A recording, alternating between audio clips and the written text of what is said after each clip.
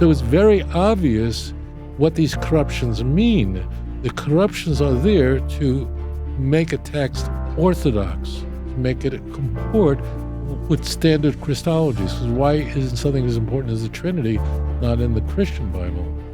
That's what's very important.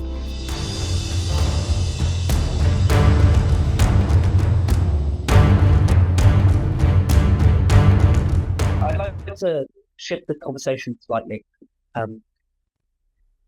The Christian claim is not only that it can be proved from specifically the Hebrew Bible, forgetting translations, whether that be the Septuagint or the Aquilas that's gone out of favor of late.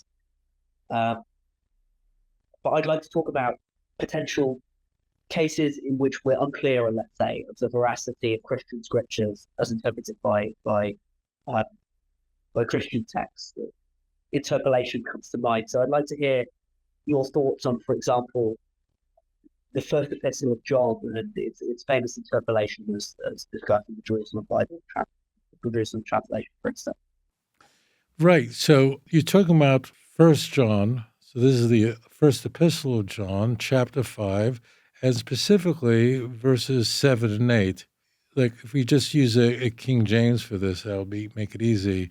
For there are three that bear record in heaven, the Father, the Word, and the Holy Ghost, and these three are one. So that text is an interpolation. It's fake, meaning it does not appear in any Greek manuscripts prior to Erasmus, meaning prior to the 15th century.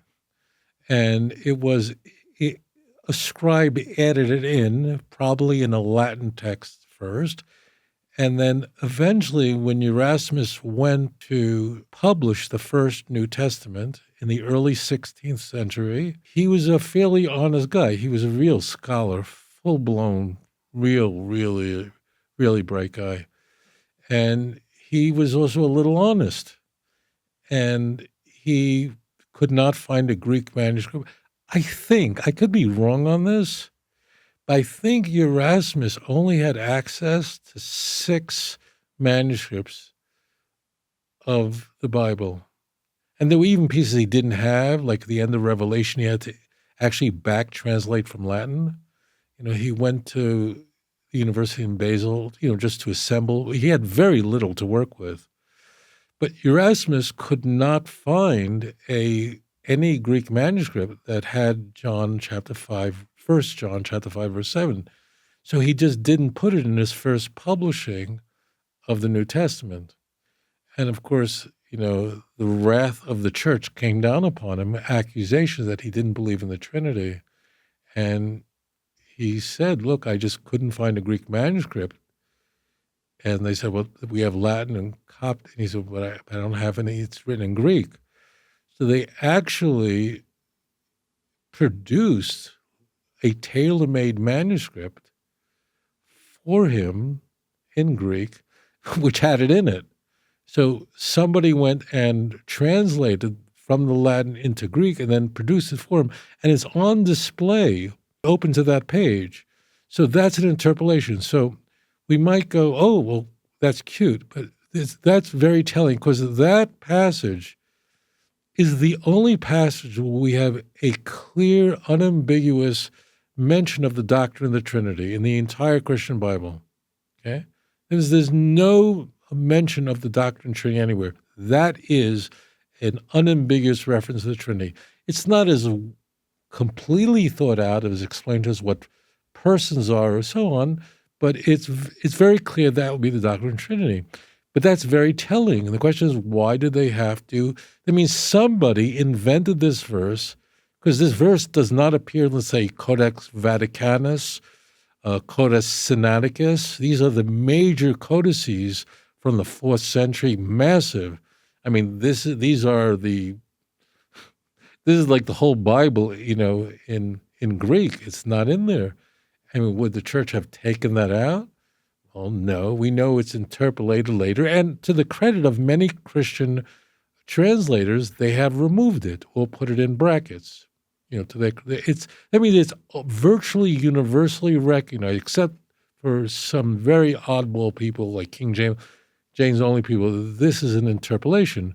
But we have to dig a little deeper here. Why did what would compel a scribe to insert a passage? And the answer is because there is no doctrine of the Trinity in the Christian Bible, forget Tanakh, and therefore it was necessary to have one clear passage that encapsulated this doctrine. And so someone invented it, inserted it in the Latin, which was people would more commonly read, and then eventually Erasmus, when handed this manuscript, said, okay, I made a promise, and then he inserted it in his second publication of the New Testament, which was updated.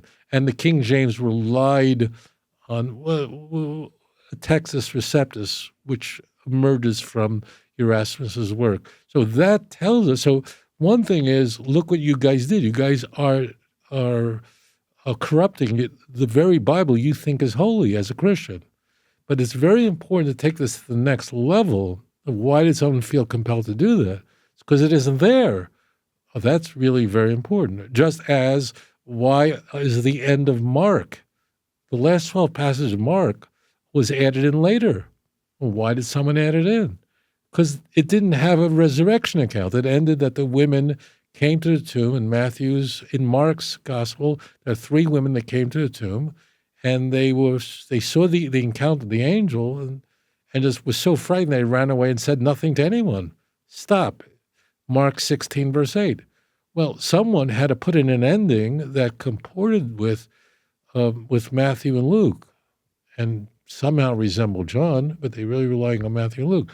So it's very obvious what these corruptions mean. The corruptions are there to make a text orthodox, to make it comport with standard Christologies. Because why isn't something as important as the Trinity not in the Christian Bible? So that's what's very important. If you enjoyed this program, please like and subscribe. אדון עולם אשר מלך בטרם כל יציר נברא ואת נעשה בחפצו כל